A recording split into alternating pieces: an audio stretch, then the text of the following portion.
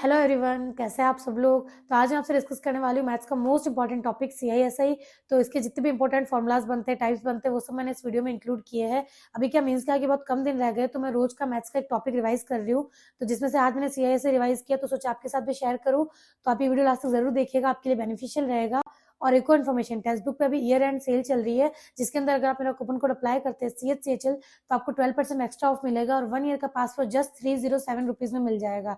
इसमें आपको SSC के जितने भी एग्जाम्स होते हैं, CGL, CPO, steno, CHSL, GD, उन सब के प्रीवियस ईयर के test, sectional test, full test मिल जाएंगे और डिटेल में एनालिसिस मिलेगा। तो CISI में हमारा फर्स्ट फॉर्मूला आता है SI का। SI equals to P into R into T upon 100। तो मैंने इसको कैसे लर्न कर रखा है, पार्टी अपॉन 100। नेक्स्ट आता है CI equals to P into 100 plus R बटा 100 की power T minus P।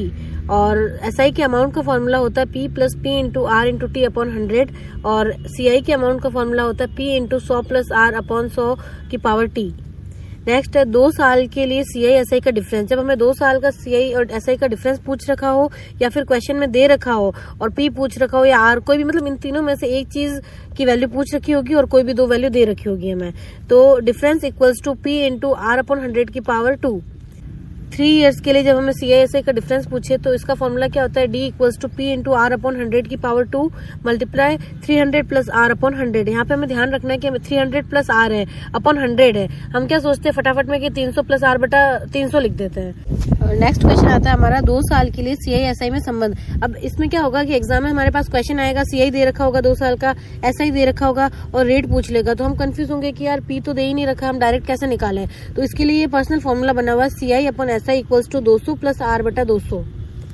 Next आता है जब क्वेश्चन में SI के डिफरेंस के साथ टाइम का या रेट का डिफरेंस भी दिया हो। अब इसमें क्या होता है कि इसमें फिक्स होता है, या तो हमें किसी SI का डिफरेंस दे रखा होगा और टाइम या फिर रेट का डिफरेंस पूछ लेगा, और या फिर क्या करेगा कि SI का डिफरेंस पूछ लेगा और टाइम या फिर रेट दोनों में से किसी एक का डिफरेंस दे रखा। मतलब ये क्वेश्चन फिक्स होते हैं जब 2 चीजों का डिफरेंस या तो दे रखा होगा या पूछ रखा होगा और बाकी एक चीज कॉमन दे रखी होगी। जैसे P equals to 100 into SI का डिफरेंस अपॉन T का डिफरेंस मल्टीप्लाई R, या फिर P बराबर 100 इंटू SI का डिफरेंस बटा T इंटू R का डिफरेंस। नेक्स्ट आता है SI में इंस्टॉलमेंट। जब हमें SI दिया हो, उसके अंदर किस्त का फॉर्मूला पूछे, तो उसके लिए हम ये यूज लेते हैं। इसमें एक चीज का ध्यान रखना है, इसमें हमें मूलधन नहीं दिया होगा, अमाउंट दिया होगा। तो instalment equals to 100A upon 100T plus RT bracket में T माइनस 1 अपॉन 2। और नेक्स्ट आता है जब मूलधन दिया हो। अब पहला तो क्या था कि अमाउंट के बारे में था, अब नेक्स्ट है जब हमें मूलधन दे रखा हो, तो जब हम इंस्टॉलमेंट निकालने के लिए हमारे क्या फॉर्मूला होता है, तो P बराबर 1500 और पहली दूसरी तीसरी 3 किस्त है हमारे पास, तीनों 600 रुपए की है। तो हम इससे अमाउंट निकाल लेंगे, 600 प्लस 600 प्लस 600 इक्वल्स टू 1800। ये हमारा अमाउंट हो गया। और SI क्या हो जाएगा, 1800 माइनस 1500 इक्वल्स टू 300। 300 हो जाएगा हमारा SI। अब हम इसके लिए क्या फॉर्मूला लगाएंगे, वही P into R into T upon 100। लेकिन पहले साल के लिए क्या है कि मूलधन 1500 है, तो हम 1500 यूज लेंगे। 1500 इंटू 1 इंटू R बटा 100 प्लस, अब दूसरे साल में क्या होगा कि पहले साल में हमने 600 की किस्त दे दी, तो 1500 में से 600 माइनस कर देंगे, क्योंकि जो 600 हमने दे दिया उसके ऊपर तो ब्याज लगेगा ही नहीं ना। तो 1500 माइनस 600 बचा 900, तो हमारा P क्या हो गया 900। तो 900 इंटू 1 इंटू R बटा 100। फिर आता है तीसरा साल। तीसरे साल में क्या होगा कि 900 में से 600 की फिर एक और किस्त दे दी, तो पीछे हमारे पास कितने रुपए बचे, 300 रुपए बचे। तो अब ब्याज लगेगा सिर्फ 300 रुपए पर। तो 300 इंटू 1 इंटू R बटा 100 इक्वल्स टू 300, जो कि हमारा SI है। नेक्स्ट आता है CI में किस्त। जब CI में हमें 2 साल के लिए किस्त पूछे, तो उसके लिए हम क्या फॉर्मूला यूज लेते हैं, P इक्वल्स टू X यहाँ पे क्या है, किस्त है पहले साल की, तो X इंटू 100 बटा 100 प्लस R, ये पहले साल की किस्त हो गई, प्लस और दूसरे साल की किस्त का क्या होगा, X इंटू 100 बटा 100 प्लस R की पावर 2।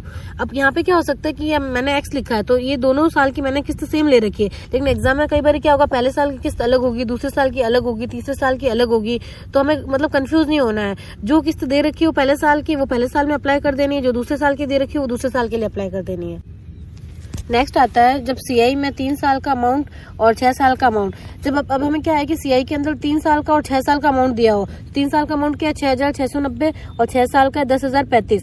तो क्या करेंगे, जो 3 साल का अमाउंट है उसको गुणा करेंगे और 6 साल के अमाउंट से भाग देंगे। ये फिक्स रूल है और एक शॉर्ट ट्रिक इसको आप एक शॉर्ट ट्रिक भी कह सकते हो। जब आपको 3 से 6 साल या फिर 2 से 4 साल इनके अमाउंट दे रखे हो, 4 से 8 साल इनके अमाउंट दे रखे हो, तो हमेशा जो छोटा वाला अमाउंट है उसको ऊपर आपको मल्टीप्लाई में रखना है और बड़े वाले अमाउंट से डिवाइड कर देना है, तो डायरेक्ट आपका मूलधन निकल जाएगा इससे। फिर हमारा नेक्स्ट क्वेश्चन आता है सीआई में 3 साल का अमाउंट 2500 और 5 साल का 3600। अब देखो पहले वाले में हमने क्या पढ़ा था कि डायरेक्ट ट्रिक पड़ी थी कि भाई अगर डबल हो रहा हो तो डायरेक्ट अप्लाई कर लो। अब इसमें डबल नहीं हो रहा है, 3 साल का और 5 साल का अमाउंट दे रखा है, तो इसको हम कैसे करेंगे, जो 5 साल का अमाउंट है उसको ऊपर रखेंगे और अपॉन में डिवाइड करेंगे इसको 3 साल के अमाउंट से। तो 3600 upon 2500 equals to 100 plus R बटा 100 की पावर 5 अपॉन 100 प्लस आर बटा 100 की पावर 3। तो इससे हमारे पास क्या होगा, 100 प्लस आर बटा 100 का होल स्क्वायर मतलब पावर 2, इसका आंसर निकले, मतलब इससे हम रेट निकाल सकते हैं। सीआई में 3 साल का अमाउंट 500 और 4 साल का अमाउंट दे रखा हो 550। तो इसमें अगर हमें रेट पूछे तो हम डायरेक्ट निकाल सकते हैं अमाउंट से। क्या करेंगे, दोनों का डिफरेंस लेंगे जो कि 50 है, तो 50 upon 500 into 100 equals to 10%। 10% rate आ जाएगी। लेकिन इसमें एक चीज ध्यान रखनी है, हमेशा 1 साल का डिफरेंस होना चाहिए अमाउंट में।